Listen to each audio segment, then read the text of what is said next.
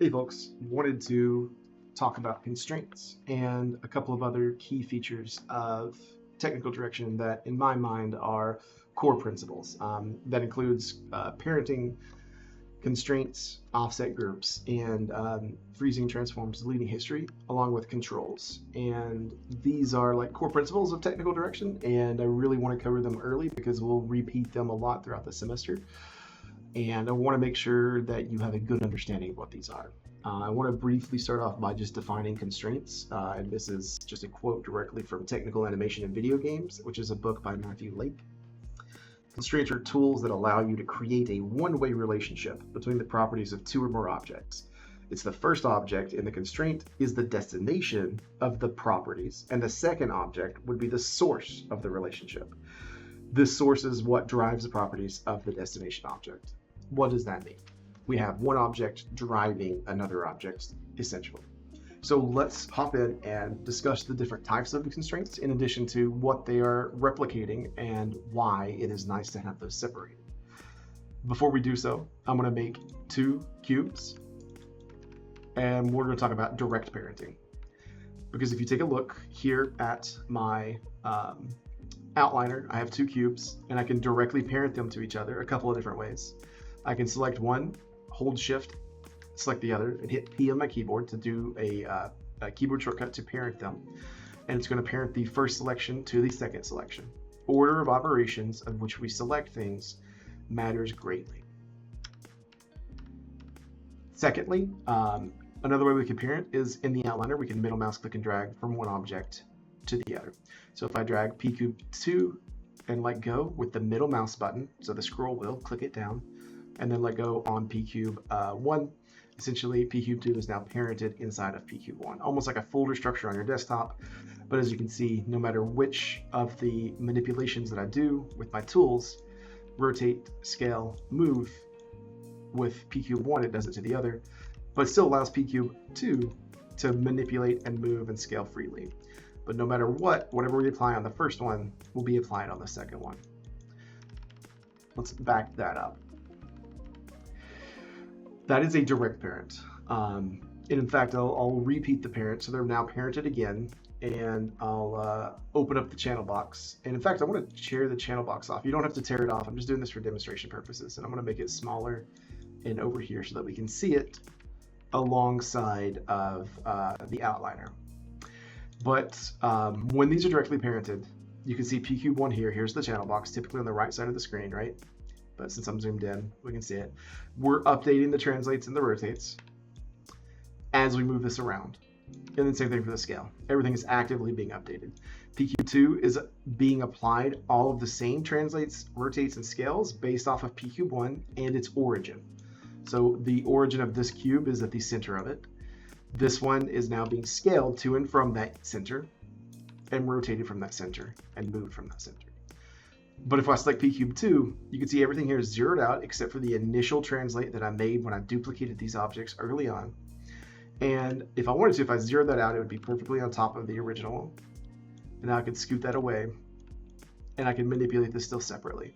And these have different values than the direct parent here. So this is what's called direct parenting. Let's delete that, and let's make two more. There's first cube, there's second cube. So we can do what the constraints are, what I defined earlier. I'm going to open this menu, and essentially, again, it is one object driving another object. It's a little funky sometimes to remember with keyboard shortcuts, because for a direct parent, I can select the child and then the parent and hit P. And then essentially I'm taking the child to the parent, because now that child will follow the parent after that keyboard shortcut. With constraints, the order of operation is backwards from that. You have to tell the parent, so you have to select them first, then the child, and you have to hit constrain and perform one of the constraint functions. Let's open and talk about those now. So we have obviously the parent. Let's see if I can reorganize this window just a little bit nicer for us. There we go. So we have the parent function, which is similar to what we just did with the direct parent. We have the point, orient, and scale. I'll circle back to those here in a second. And then we have aim. Aim, you can think of just like always aiming and looking at one object and rotating to match that, almost like a turret. or craning your head to look at someone or someone else. Well, I'll show you how each of these works. We'll start with parent. So I will select the parent first. And what that means is I want this to dictate how this other box moves and rotates. So parent, then child, and then I'm going to click parent, but I'm going to go to the option box. Maintain offset is typically very important for this step. Most of the time you're going to want this checked on. Very, very little of the time will you want this checked off. But most of the time, especially for beginning off with technical direction and learning this stuff, you'll want that checked on. You can see some of these other options here. It's nothing too crazy. We can skip the next ones. We don't need to decompose or add to animation layers, or and leaving it to override is fine, but we're not using layers. But we can constrain specific axes. We may circle back to this and discuss a little bit more in detail, but not at the moment. So making sure with the maintain offset checked on, I'm just going to hit apply. And now what you can see in the outliner is they're not directly parented to each other. They're still separate from each other, but you can see pcube1 has something inside, and it's this parent constraint. And if you check out pcube1 on the translates and rotates, we have a blue marker dictating to us that these attributes are being driven by something else in Maya. Whereas if we click pcube2, there's no color, meaning that it's only being driven by what we tell it to be driven by typing in numbers, moving it, rotating it with the manipulators, whatever, right? So if I now go over here to my pcube2 and start moving it around, you can see it's a very much exactly like a parent, like we talked about earlier, like where we directly parent it. If I rotate it, this is being applied that same pivot point of my parent object. Cool. If I go to scale though, please notice that this functions differently. We don't need to take heavy note of that, but just be aware. And I'll go select pcube1, which is the child of that constraint system that we set up. And we can see that the translates and rotates have incoming connections, but the scales do not. Even though they don't, this object is essentially parented underneath that and is being pushed and pulled away from that. You may have noticed in our constraint list, we have a scale constraint that we could also apply here, but not necessarily necessary in this moment and what we're talking about. To recap, by the way, we can delete constraints if you so choose. Just select that constraint, hit the delete button. So pcube1 and pcube2 are currently separated, no longer connected together at all. Rotates, scales, nothing. So I'm going to rebuild that constraint, and I want to make sure that pcube1 right here is following pcube2. So I want to make sure to select pcube2 first, then pcube1, because I need to select the parent first, then add to that selection the child. And I'm telling the parent to constrain the child, parent. Because I already had my option to maintain offset on, I didn't have to go into the option box. I could just click the word parent, and now we're good. Cool. So I've undone that, and I've gotten rid of that. Let's talk about point, orient, and scale. Each of these are tied to the 3 different translate, rotate, and scale options.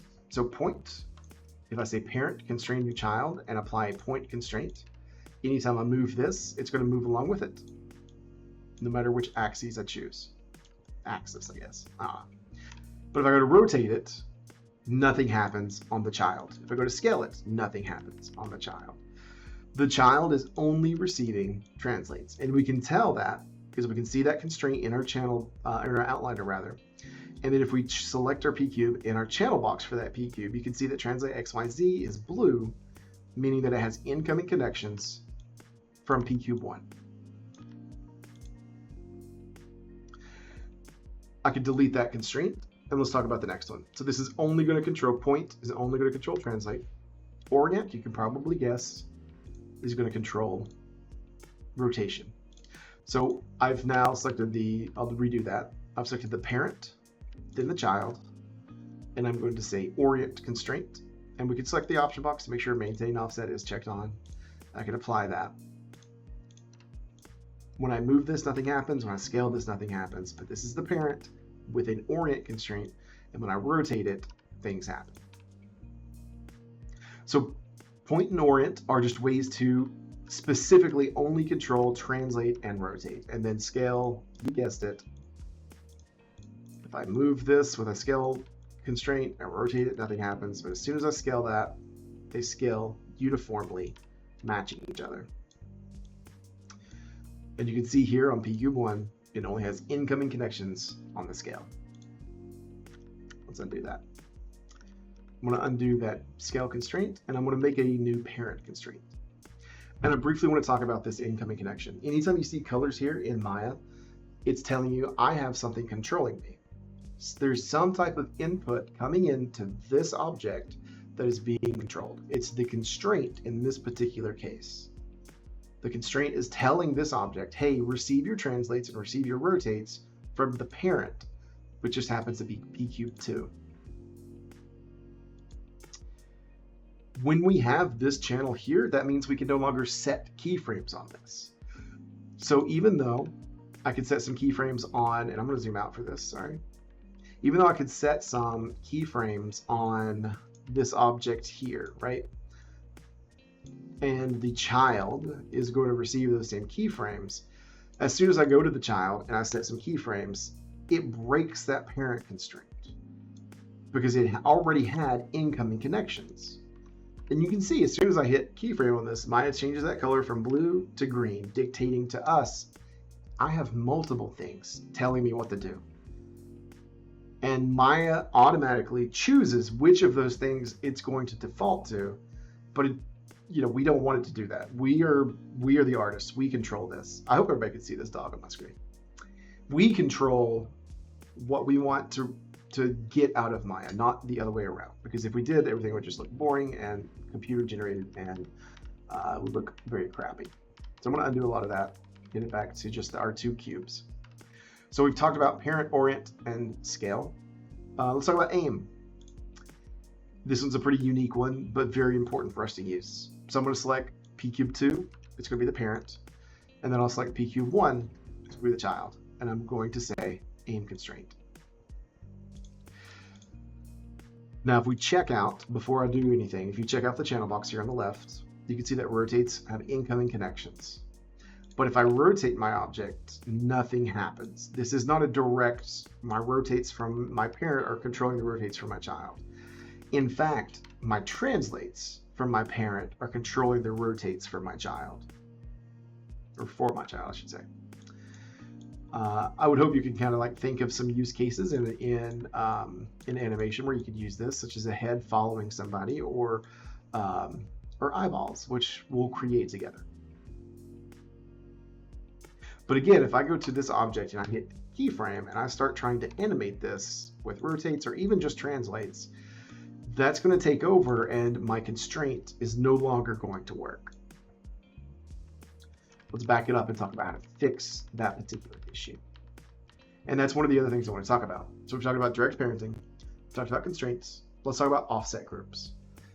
Offset groups allow us to constrain objects and still have other values for them free to be animated. So if I select the first object and then the second object to constrain, we have that issue again. In fact, I'm just going to delete both of these and now I'll start with a sphere this time instead. No particular reason. You'll see here in a second. Also enable wireframe with Alt-5 on my keyboard so that you can see the wireframes as we translate and rotate, scale, all that fun stuff, right? What I want you to recognize is that this aim constraint is a very important one, and we need some offset groups to help us maintain the offset here. So I'm not going to quite create the final project yet for what I want y'all to do, but I will select that sphere. I will group it to itself. Very simply, just make a sphere, group it to itself. We have in our outliner on the left side there, you can see group 1, sphere 1.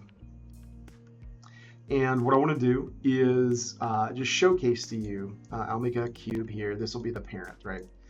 I want to showcase to you that I can make the constraint not just on the sphere, but on the group as well. So I'm going to select the box, I'm going to select the group, and say constrain, or I got that menu here, and aim. So now wherever I move this box, the ball is going to aim at that box based off its orientation whenever we made the constraint.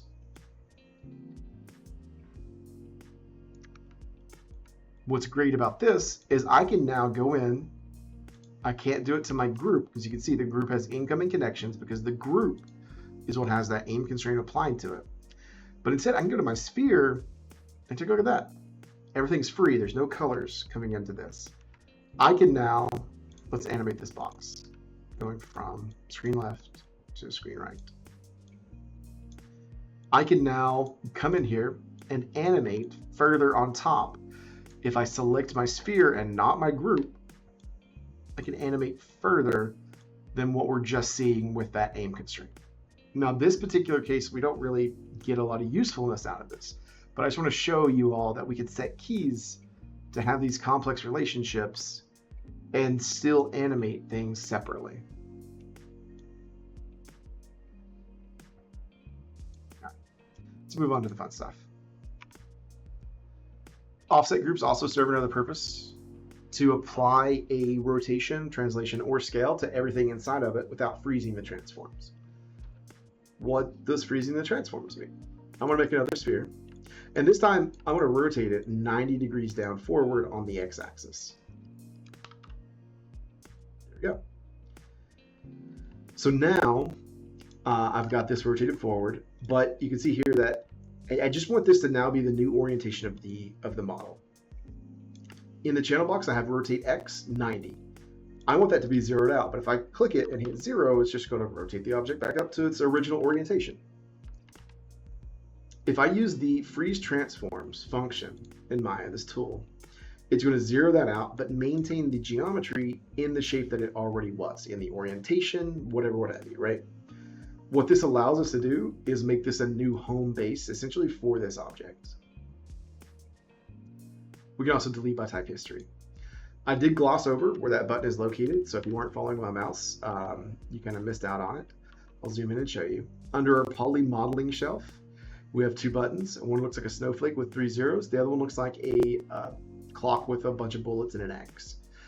This one is the freeze your transforms, so it's going to make those 0. And this one is going to delete by type history. We typically want to use those in tandem. If not, your objects will build up a lot of history in Maya, and it'll be hard to function, and it'll bog Maya down. Let's create an offset group for this. I'm going to select the sphere and group it to itself, very simply. Please note that I've not moved the sphere away from the world origin. I know I have my grid off, but if I turn it on, you can see that I'm at the world origin. And with this at the world origin, I'm just going to group it to itself. The reason I want to note that, we'll circle back to in future talks, but the reason I want to note that is just that way both the group here and that sphere, sorry, I'm a little disoriented myself, both of these share the same pivot point. Because if I had moved my sphere, then grouped it, the pivot point's going to be in the center, and we don't want that. So I'm not going to move my sphere at all. I'm just going to leave it at the world origin, rotate it forward 90 degrees, and then freeze transforms on it and group it to itself. With this group, I'm then going to scale down on Z. I like nice clean numbers, so I'm going to put 0.25. So it's a quarter of what it was. What was the purpose of me doing it? Because now if I rotate the group, it's a disk, but that's not what I want. What I want to recognize is with this offset group, I have now given everything inside of it a scale on the Z-axis of 25%. So it's only going 25% of what it is compared to the other axes, which are going 100%, which is 1. But if I select the sphere inside, we can see that its scales are all 1. And if I rotate it, it does this interesting thing where it's always being applied its parent offset group scale on the Z-axis, very particularly. And what this allows me to do is have a very flat disk that has this rotating surface on top of it. Cool. Now, let's make a control. Controls in Maya are just NURBS curves that allow the animator to select and manipulate other objects. You could probably guess how we're going to manipulate those objects based off of previous talks. Constraints. So I'm gonna go up here to my curves shelf. I'm gonna create a curve and we'll scoot that forward. I can also freeze the transforms. Poly modeling shelf, these two buttons. These are also located under modify, freeze transformations, and edit, delete by time, history. I will then now let this be the control. I can shape this however I'd like, by the way. I'm just gonna make it long. I'm also gonna get rid of my grid and enable anti-aliasing. You don't have to do that, but it just makes it a little nicer. I'm just going to scale that out long and then freeze transform, delete history. You can make this whatever shape you want. Just start with a circle for now. We'll talk about how to build custom shapes later. Again, I want this to control where the eye is looking. I don't want it to control the group, because let me show you what happens if I make it control the group. So I'll select the parent and then the child, which is the group one, and I will say aim constraint. So now wherever I move this, our eye looks, but it's a rotating disc, and that looks odd, like we talked about earlier. I want that group scale to be applied to the rotating sphere underneath. So when I build this constraint and this relationship, I'm going to select the parent and then the child, which is not the group, but it is the sphere. I'm going to build an aim relationship. So we're all the time looking at this. Hopefully you can start to understand what use this could have. It'll make sense here in a second if you're not already connecting the dots. I'm going to duplicate that group. So I'm going to select group 1, Control D, move it off to the side, and then I'll go back to group 1 as well, move it off to the side. In fact, before I do, let's talk about deleting the constraints. So I'm going to go to that sphere, open it up, and since I've duplicated it with it, they both have aim constraints. The duplicated version is a broken aim constraint. So let's just select those and delete those. The reason we want to delete those, and I'm going to go to my front view here to be pretty pedantic and specific about where I move these. The reason I've deleted those is to just make sure, on a clarity's sake, that I'm building the connection between the control and the eyeball when I want to build them. Because if I leave it as it is, and I don't delete that, and then I move this off on the side, you can see that it's rotating.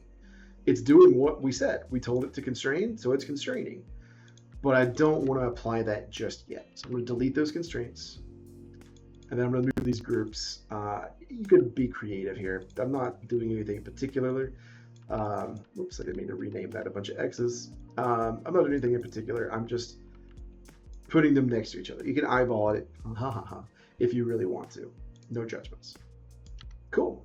I need to rebuild the constraints. So remember, it is the parent to the child, constrain, aim. I need to do the same for the other side. Parent to the child, constrain, aim. So now we got 2 eyeballs. Let's make these look more like eyeballs. So I can select both of them for this feature. We don't want to do it for the constraints. We can do it for assigning materials. I will right click and hold, assign new material, surface shader. I will make this a white material. I did that pretty quick. I'll redo that. Sorry about that. Right click and hold, assign new material, surface shader. In our attribute editor on the far right side, we get the out color. Let's change that to white. And I'll give it pupils as well. So I'll go to the face mode, component mode, and I'll select a ring of pupils. You can very easily do so by selecting one of these faces, holding shift, double clicking to the left or right of it, and it selects that ring. I can then grow this selection by hitting shift greater than on my keyboard. And I can also shrink that selection by hitting shift less than. So whatever size pupil you see fit. Once you have that selection, I'm going to apply a new material of a surface shader. I can leave this one black. Typically, you do not want to do this process of selecting faces and assigning materials, but for this particular demonstration, this is fine. Do the same thing to the other side.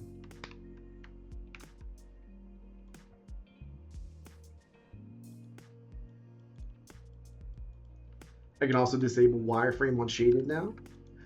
now that I have points of those eyeballs. And now we have created some flat 2D eyes in 3D. I hope this starts to show you how creative we can be with manipulating things in the 3D space with these constraints. I'm going to wrap this up by making this dude a head. And as we move forward, we'll add a little bit more features to this fella. For sure. You can make yours creative as much as you want.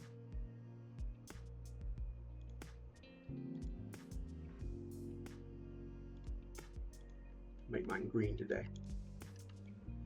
We'll add eyeballs, or we've already got eyeballs. We'll add eyebrows, add a mouth, and maybe some other things with this fella as we move forward, just to discuss some ideas with this guy. But that's really the big things I want to discuss. We covered direct parenting, we covered constraints, offset groups, freeze transforms, and deleting history.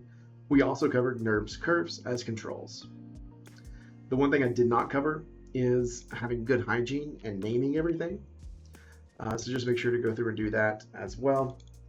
I'm going to call this eye squash underscore. This will be the character's right eye because it's our screen left, character's screen right, or character's right eye rather. And then eyeball underscore. We don't need to rename constraints, those are fine. And then I would want to do underscore L for the other two. Just go ahead and do that. It's good hygiene to get in the habit of doing this often. And then the NURB circle would be called ICTRL for control. Zero that out. All right, so there we go. We've got our little dude, little pill dude with eyeballs that we can manipulate and move around. I hope you found this helpful. If you have any questions, feel free to reach out. Take care.